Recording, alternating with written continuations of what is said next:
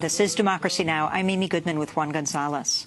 We end today's show looking at a shocking new investigation that reveals the United Arab Emirates hired U.S. mercenaries to carry out assassinations of political and clerical leaders in Yemen. The former elite U.S. Special Operations fighters were paid to take part in missions to kill those deemed to be terrorists by the UAE. The UAE worked with the U.S. company Spear Operations Group, founded by an Israeli-American man named Abraham Golan, who told BuzzFeed, quote, "There was a targeted assassination program in Yemen. I was running it. The group's first target in Yemen was a local leader of Al-Islah, a political party whose members include Nobel Peace Prize laureate Tawakkol Karman." We go now to Washington, D.C. to speak with journalist Aram Roston of BuzzFeed News, who broke the story. His piece, American Mercenaries Hired to Assassinate Politicians in the Middle East. Welcome to Democracy Now! Aram, tell us what you found.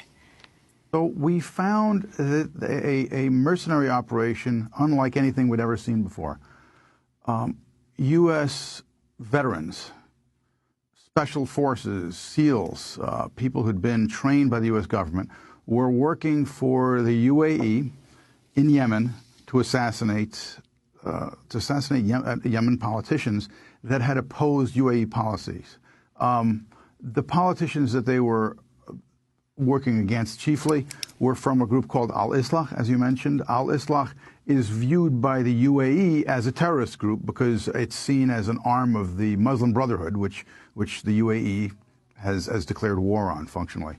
And we were surprised to see that this was a group that really functioned not as security contractors, but as mercenaries.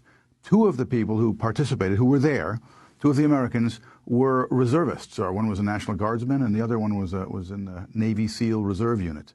So we dug into this. We found a videotape. We obtained a videotape that showed one of the operations they'd been involved in, which was an attempt to kill the head of the party in Aden, the head of the Al-Islah party in Aden, and you can clearly see the vehicle that the mercenaries used to come up near the building. They try to place a bomb there, and you can see it from the drone. We interviewed two of the participants in this program, including the head of it, who told us that there was indeed a targeted assassination program, and a former Navy SEAL who participated in it as well.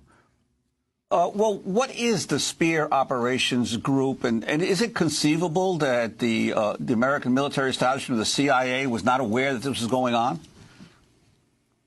Experts we talked to said it was simply inconceivable that they wouldn't have known. Remember, the UAE, the military of the UAE, was trained by the United States. It's a close ally of the United States. The United States supports, gives it intelligence. The United States fuels their planes, arms them, and I mean they're viewed in many ways as a client state or a proxy in many ways. People believe there's no way that a country like this could have hired an American company staffed by American former soldiers, incorporated in a company incorporated in America, without the United States government knowing about it. Let me ask you, Aram, you quote a former CIA official in your piece who was initially skeptical of this mercenary assassination program, saying there's no way Americans would be allowed to participate. But later you said he confirmed what you found. So talk about the significance of this.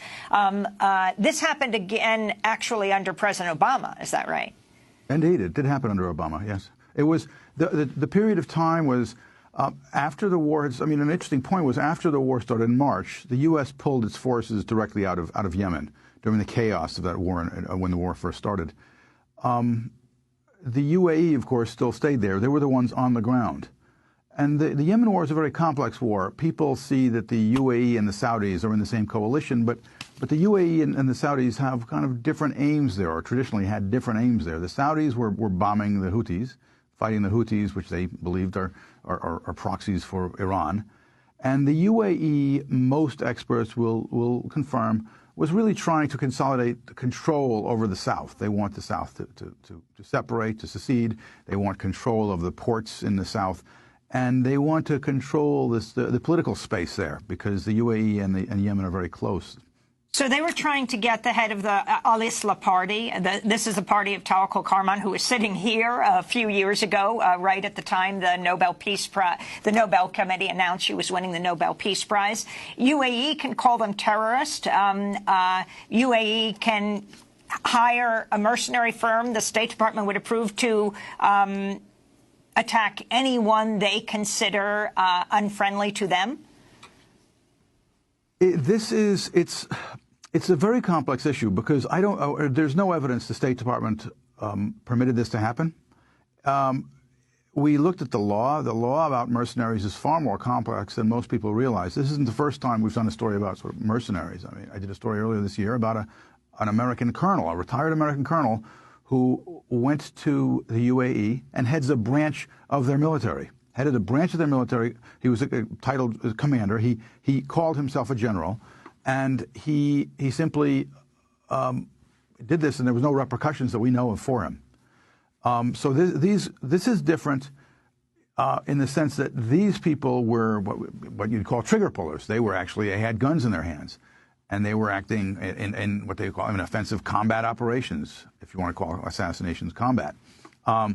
But it's not as if this hasn't happened. But it's not clear that there are actually repercussions against Americans who function as mercenaries if they become attached to the military of an ally. We've seen Americans frequently will join will serve in the Israeli Defense Forces. They'll serve in the French Foreign Legion, and we've seen Americans obviously in companies like Blackwater. Now, Aram Rostam, we have to break here, but we're going to continue with part 2 of our discussion, posted at WebEx at democracynow.org. Aram Rostam, journalist, BuzzFeed News, will link to his piece on American mercenaries hired to assassinate politicians in the Middle East. That does it for our show. I'll be speaking in Gainesville, Florida on Friday, in Melbourne on Saturday. I'm Amy Goodman with Juan Gonzalez.